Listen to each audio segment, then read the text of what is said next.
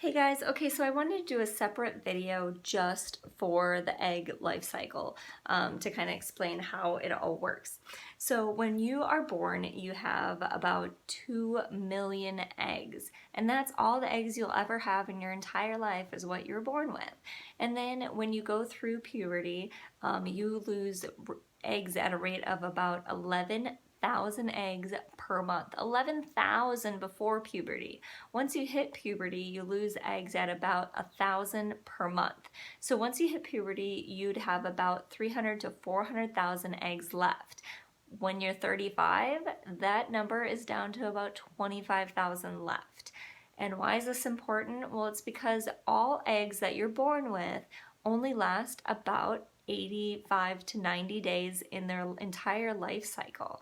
So in days 1 through 5, it's called follicular selection, and the eggs will grow to be between 5 to 10 millimeters, and only certain ones will really grow, and the other ones will do atresia, which is where they just regress back into your body, but they are never to be able to be used again.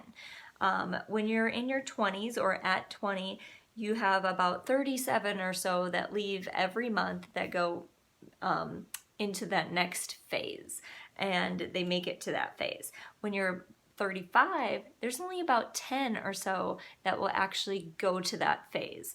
And at 45, there's only about 2. So for me, I had about anywhere between 17 and 20, which is fantastic for my age, already in there at that phase. And then now we're pumping it full of estrogen, all these hormones and all these drugs, so that I can get my follicles to grow in unison and create lots and lots of follicles so that I can have them retrieved.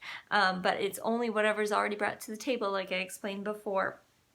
So normally you'd have only one that gets to like actually explode through and goes in and sits in your uterus and waits to be fertilized, right? Well, at this point, we're going to try to get a whole bunch of them to that point.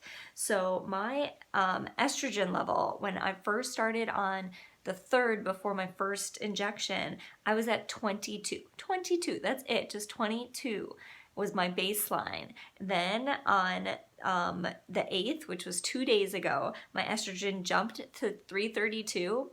Today, on July 10th, my estrogen is through the roof right now, and it is at 932.5. So I'm like raging hormones right now of estrogen. My LH is less than 0.1, which is actually really good. I didn't know what that meant when it was a lower number than last time, but what that means is that it's actually all these drugs are having my body not ovulate, because you don't want to lose these eggs. So I'm not losing them. So that's good. And then my progesterone, when I started, my baseline was at 0.242, then it was 0.462 on Monday, and now it's at 0.950. So I had to order 5 more vials of Menopur, which cost me $309, and then 1 more thing of Follistim, which costs $248.45. So it was a very expensive day for all of this, for these meds.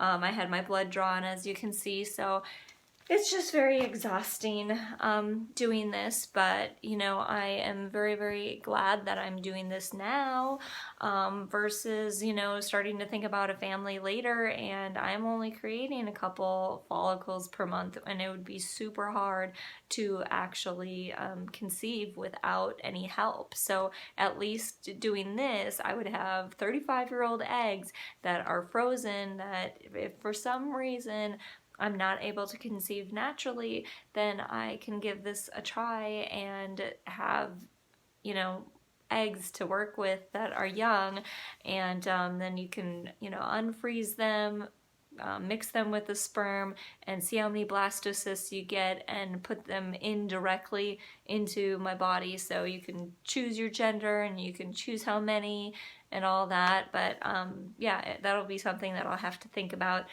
if we would decide to want to do something like that in the future. So all right, stay tuned guys. Bye.